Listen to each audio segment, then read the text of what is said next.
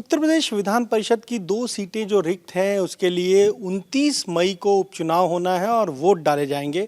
Voting सुबह 9 बजे से शाम 4 बजे तक होगी और ये जो तिलक हॉल है यहीं पर इस उपचुनाव के लिए वोट डाले जाएंगे।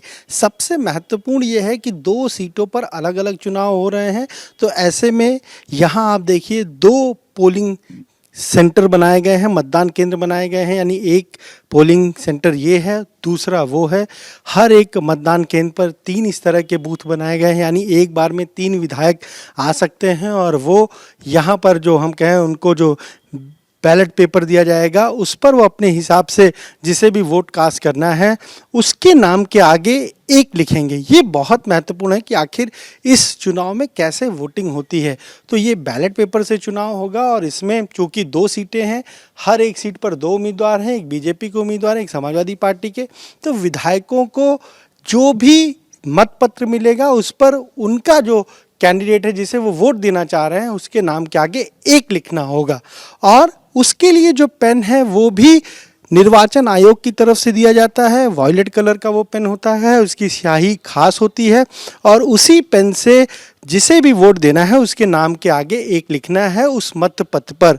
और अगर कोई उस बैलेट पेपर पर कोई सिग्नेचर कर देता है, कोई चिन्ह ऐसा बना देता है या कोई अपनी पहचान के लिए कुछ लिखता है तो वो वोट जो है इनवैलिड हो जाएगा। ये बहुत महत्वपूर्ण है। इसके अलावा जो पेन निर्वाचन आयोग की तरफ से मिलेगा उसके अलावा कोई अगर पेन यूज़ करेगा तो वो भी वोट इनवैलिड हो जाएगा। यूपी विधान परिषद की 2 सीटें खाली हुई और उन पर अब 29 मई को वोट डाले जाएंगे। ये चुनाव दिलचस्प इसलिए हो गया है क्योंकि इन दोनों ही सीटों पर बहुमत ना होते हुए भी समाजवादी पार्टी ने अपने उम्मीदवार खड़े किए हैं, चुनाव मैदान में उतारे हैं। दोनों सीटों पर अलग अलग वोट डाले जाएंगे और ऐसे में एक उम्मीदवार को जीत के लिए 202 वोट की ज़रूरत पड़ेगी अगर 403 सभी विधायक अपना वोट कास्ट करते हैं तो। और ऐसे में अगर बीजेपी को देखा जाए तो उसके पास जो अगर हम कहें उसके विधायक हैं, सहयोगी दलों के विधायक मिला लें तो उनकी संख्या 274 हो जाती है। यानी जो जीतने के लिए वोट चाहिए उससे भी 72 वोट ज़्यादा हो जाते हैं। और अगर समाजवादी पार्टी की बात करें तो उनके अपने 109 वोट, 109 विधायक और 9 उनके सहयोगी जो आरएलडी है उसके विधायक, कुल 118 वोट ही उसके पास होते हैं। ये एक ऐसा चुनाव है जो कि हम कहें कि जिसमें गुप्त मतदान होता है। राज्यसभा के चुनाव और इस चुनाव में अंतर यही है।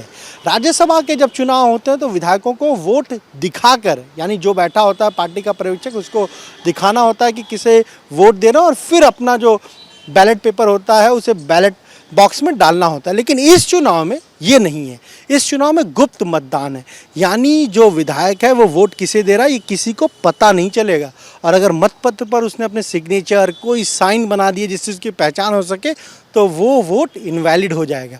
और इसीलिए ये चुनाव दिलचस्प है क्योंकि बीजेपी कह रही है कि जो ये परंपरा है उसको समाजवादी पार्टी ने तोड़ा है। कभी भी उपचुनाव में जो सत्ता पक्ष है उसके खिलाफ विपक्ष उम्मीदवार नहीं खड़े करता, लेकिन इस चुनाव में समाजवादी पार्टी ने दोनों सीटों पर अपने उम्मीदवार उतारे हैं। अब बीजेपी कह रही है कि देखिए क्या होता है, 274 तो हमें अपने मिलेंगे ही, दूसरे के मिल जाए तो कुछ कह नहीं सकते। समाजवादी पार्टी के सामने सबसे बड़ी चुनौती है कि अपने वोट को बचाएं, यानी 118 वोट तो उनके एक एक उम्मीदवार को कम से कम मिले ही। उसमें अगर कहीं कोई कमी होती है तो फिर ये साफ होगा कि कहीं ना कहीं समाजवादी पार्टी में क्रॉस वोटिंग हुई है या फिर बीजेपी ने उसमें सेंधमारी की है। अब बीजेपी को देखिए आप, 28 तारीख को यानी वोटिंग से ठीक एक दिन पहले उनके जितने भी विधायक हैं सभी को बुलाया गया है।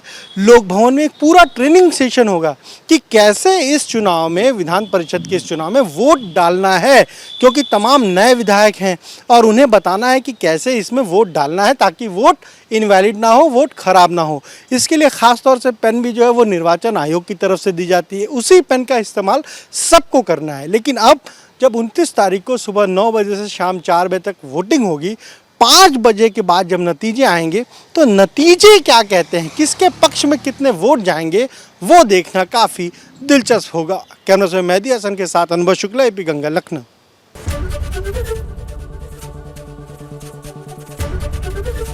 एबीपी गंगा, खबर आपकी, जुबान आपकी।